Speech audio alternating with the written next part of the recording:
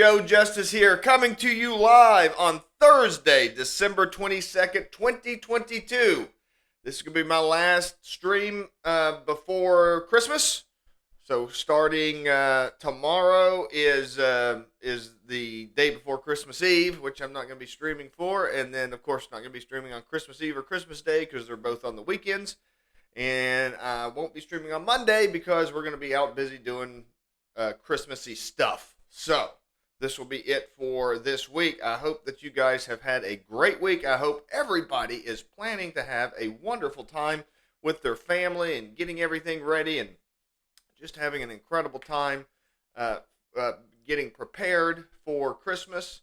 And I hope that you have a wonderful Christmas. So 2023 is right around the corner, and a lot of people are looking to get into good shape. So I want to give you 4 tips to get started on getting in shape for 2023. First, set realistic goals. Second, I hit my mic. Let me start all over.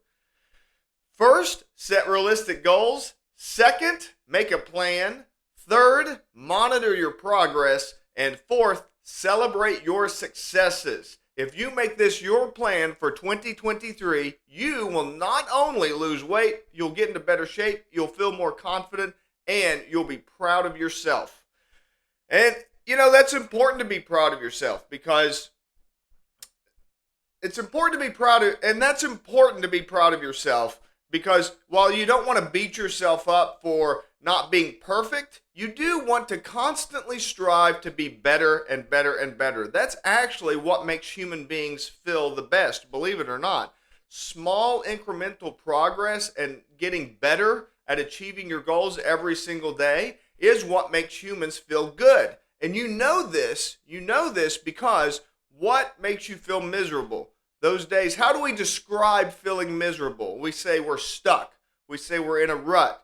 We say everything's the same. We say we can't improve. We use those types of terms whenever we feel miserable, whenever we feel depressed. We say things never change. It's always the same. Those are the kinds of phrases that we use when we're not feeling, those are the kind of phrases we use when we're feeling depressed. So that tells you that the secret to getting out of depression, it's constant and small incremental improvements. You don't really want big giant changes, believe it or not. You think that you do, but you don't. Just imagine the people that win the lottery. If you're not aware of this, they all have terrible lives afterwards. Typically, they suffer from depression. They have all kinds of problems afterwards. It's actually very rare for someone to win the lottery. It's actually very rare for someone to win the lottery and then be happy afterwards. And that's hard to believe if you're not familiar with those statistics because you think, if I won the lottery, I'd be so excited. But that's not the way it works. So let's break down these 4 steps a little bit, and let's talk about what it's going to take to get you into the best shape of your life for 2023. First of all, setting realistic goals. That goes back to what I was talking about just a minute ago. You need to set realistic goals because you need to be able to do constant iterative improvements. Little by little by little by little. That's what will make you feel good. That's what makes your mental health strong, is getting small improvements every single day. You set unrealistic goals and then you go forward and then you fall back, and that makes you feel depressed. That makes you not feel very good. So you want to set realistic goals. What are realistic goals? Realistic goals, if you're trying to lose weight, is something like 1 to 2 pounds a week. So if you want to lose 20 pounds, it should take you about 20 weeks. That would be a realistic goal. A realistic goal would be to set a 20-week plan for losing weight, and then to every day work on that. If you lose 2 pounds tomorrow, but then you gain a pound back the next day, that's okay. Just be consistent with showing up and following your diet, being consistent, and you'll see little by little that weight will come off, and it will be a struggle at times, and then other times it'll be easier. That's the way things like this work. Next, make a plan. Man, I'm a huge believer in a plan. You'll see right behind me here is my calendar. I plan out my entire month so that I know what, from week to week, from day to day, what workouts I'm going to be doing. And then I just check those off as I go. At the end of the month, I can go back and review which ones did I make, which ones did I miss, and I'm able to see visually what kind of progress I made, which of course helps you feel good because you make small iterative improvements, little by little by little, and you'll feel great about it. Next is monitoring your progress. Next is monitoring your progress. Of course, monitoring your progress is right up there with setting realistic goals. You can put all of that stuff on the same charts, the same journal, whatever it is that you use to keep track. Write it down. Get a journal, get a calendar, get something, get a piece of paper to put on your desk, whatever it takes. Make a plan, set the realistic goals, and then write it all down and monitor it. If you miss a workout, then make sure that you indicate that on your calendar. If you get to the end of the week and you haven't hit your goals, you're still, let's say that you monitor, for example, how often you stay strict to your diet. So you put like a little green check box on the days that you stay close to your diet. Then at the end of the week, if you haven't hit your weight loss goals, you can go back and look and say, well, it looks like 3 days this week I didn't hit my diet goals. So that would easily explain why I haven't hit my weight loss goals, because I haven't hit my diet goals. Next week, I've got to get better, and I've got to make sure I try to hit those goals every day. Now, one thing I will caution you about is don't make the mistake of saying, well, next week I'm going to double down. I'm going to eat even half of what I was planning to eat before, because those types of white knuckle approaches really won't work in the long term. What you do need to focus on is being consistent every single day. And if you miss a day or two, that's okay. Just get back to the original routine. Don't try to make up for lost time.